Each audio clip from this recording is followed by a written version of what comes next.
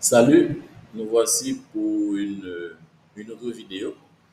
On va commencer avec un petit rappel. Un petit rappel. Jusque-là, on sait qu'il y a moyen dans cet espace de lancer une discussion publique, il y a moyen de prendre des notes, et puis un coup d'œil rapide nous fait voir qu'il n'y a qu'un seul utilisateur ici. Nous savons que là, nous avons l'écran qui est partageable, l'écran que tout le monde va voir. Nous avons le bouton qui permet de faire l'enregistrement. Quand je clique dessus, eh bien, je dis que je fais l'enregistrement et puis nous voyons que il y a un enregistrement qui se fait. Puis on compte le nombre de secondes. Il y a pas mal d'outils qui sont là. Donc, ce que nous allons voir maintenant, c'est premièrement et voir l'intervention des utilisateurs, avoir une idée de ce qui se passe. Et pour cela, je vais faire une simulation. Donc, je vais entrer dans la conférence à partir du nom de notre utilisateur. Et c'est un compte qui est sur la plateforme que je connais, c'est celui de Frère Milo. Donc, vous allez voir que le nom de Frère Milo va rentrer là parce qu'il va rentrer dans la conférence, il va rentrer dans l'audio. Et il va y participer comme étant, il va venir comme étant un participant. Alors, il entre, vous vous rappelez ce qui se passe. Lorsqu'il entre, il doit faire le test audio, il doit cliquer sur les boutons, etc. Et puis, on attend qu'il arrive. Entre-temps, pendant qu'il monte, et ce bouton-là signifie que mon micro est fonctionnel, que je peux écouter, et je peux partager mon écran. Ça veut dire que ce que vous voyez là, c'est moi qui ai filmé pour les besoins de la vidéo que je fais avec vous, mais pour les besoins de la conférence, la caméra n'est pas active. Donc, dans le cadre de la présentation, si on veut que les élèves vous voient, il faudra partager sur webcam. Et lorsque je le fais, partager sur webcam, eh bien voilà. Et il y a un message qui me demande de lui permettre d'utiliser la caméra. C'est ce que je fais. Et puis je vois que c'est OK. Et ici, c'est le nom de la caméra de mon ordinateur. La qualité que vous voyez là, quand vous voyez que c'est bas, et on peut choisir de prendre une plus grande qualité, mais sachez que plus vous allez augmenter en qualité, plus vous allez solliciter des données Internet. Comme je suis satisfait déjà de la qualité de la vidéo et que je ne dispose pas beaucoup de données, c'est assez incertain déjà euh, de faire les enregistrements. Et c'est déjà difficile pour les enregistrer avec les données Internet, donc je prends une qualité qui soit basse et j'avoue que c'est suffisant. Et bon, voilà, je ne vous encourage pas d'ailleurs à aller trop loin puisque la qualité basse, ça va. Que le nombre de pixels est confort. Ok, et puis je clique sur démarrer le partage. Et automatiquement que je démarre le partage, vous voyez qu'il y a cette icône-là qui présente un partage des captures de la caméra dans le cadre de la visioconférence. Alors qu'il n'y ait pas de confusion, hein. Ce que vous voyez là, c'est pour les besoins de la vidéo, okay, moi qui me filme, et ce que vous voyez là, c'est ce qui se passe dans la visioconférence. OK. Et je vous avais dit que ce bouton-là, c'est le bouton qui permet de partager son écran.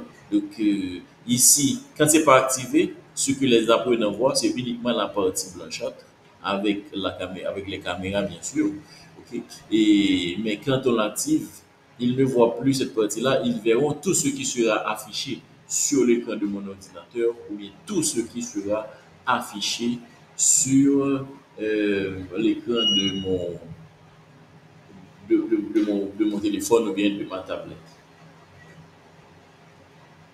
Alors, Internet est un peu lent. J'attends voilà, que le nouvel utilisateur fasse son écran. Ah, et bien voilà, il est là. Il est déjà apparu. Vous avez déjà vu son nom.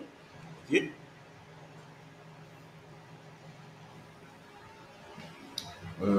La connexion Internet est un peu lente.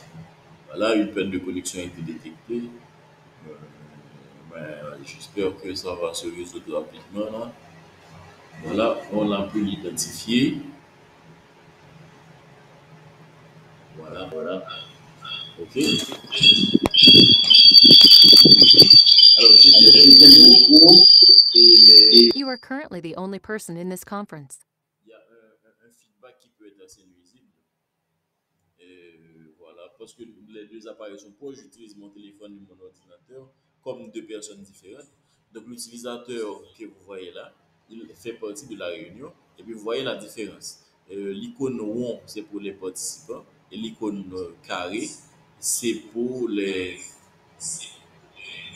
c'est pour les modérateurs. Alors, je vais partager la caméra de l'autre utilisateur pour que vous puissiez voir ce qui va se passer. Voilà. Donc, voilà, il y a une deuxième bloc. Donc, ça, c'est encore moi qui est filmé sur un autre. Mais vous dites que c'est une autre personne qui prend part à la réunion. Voilà. Donc, ici, vous allez avoir la liste des participants qui seraient ici. Donc, maintenant, cela peut arriver que un participant, ça me donne l'occasion de vous parler de cette petite main-là. OK? Donc, il faudra quand même que vous soyez attentif lorsque vous faites la réunion, par exemple, et que vous voyez qu'il y a, regardez l'icône du participant, et il va lui-même pour sa part appuyer sur l'icône qui reçoit ça.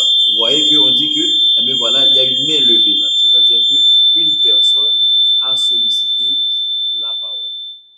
Une personne a sollicité la parole. Donc, quand nous voyons la main levée, donc, il y a ce message qui est là, et puis nous voyons ce message qui est là, il y a une main levée, ça veut dire qu'il y a quelqu'un qui demande à prendre la parole, comme l'aurait fait un élève qui est en salle de classe, et puis qui lève la main. Ok. Donc, maintenant, on peut baisser la main de la personne. Donc, je clique dessus, vous voyez que ça n'apparaît plus. Ok. Donc là, je ne lui ai pas accordé la parole. Maintenant, disons que je vois que ça se produit encore. Ok. J'ai encore levé la main. Alors, la personne a encore levé la main. Et qu'est-ce que je peux faire? Si je viens sur l'icône de son nom et que je clique, j'ai plusieurs possibilités qui s'offrent à moi. Je peux épingler la caméra de ce participant, c'est-à-dire faire en sorte que s'il y a plusieurs caméras qui sont ouvertes et qu'il était perdu dans la foule, eh bien qu'il soit mis en évidence. Okay? C'est ce que je vous disais tout à l'heure, je peux démarrer une discussion privée avec lui. C'est-à-dire lui envoyer un message que d'autres personnes ne verraient pas. D'ailleurs, la main n'était pas obligatoirement levée. Enfin, il ne fallait pas que la main soit obligatoirement levée pour que je puisse lui donner cette possibilité-là. Donc, levé ou pas, j'aurais pu avoir accès à tout ça. Okay? J'aurais pu effacer son statut. J'aurais pu lui donner accès au tableau blanc. C'est ce que je vous disais tantôt. Donc, je clique ici et puis je lui dis, ben, le tableau blanc est à toi. Je lui donne les instructions. Je lui dis de tracer, d'écrire, de faire ce qu'il faut. Et je peux le définir comme présentateur. À ce moment-là, il a la possibilité de parler et pour que tout le monde l'écoute, il y a plus de notions activées sur son appareil.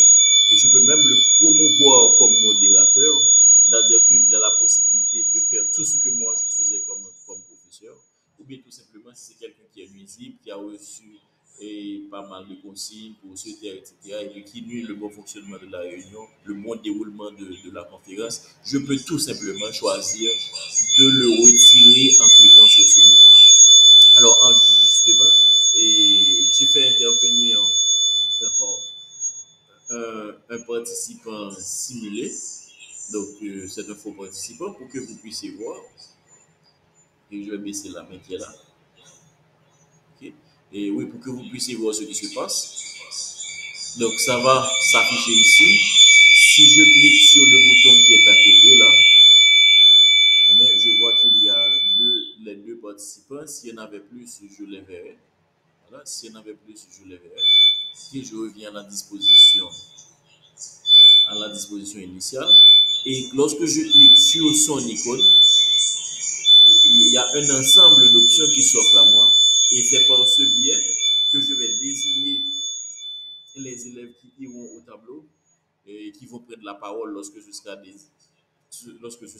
seront sollicités, que je vais les enlever de la réunion, que je vais même peut-être promouvoir comme modérateur si jamais le besoin se faisait sentir, et ou bien que je vais lui envoyer un message privé.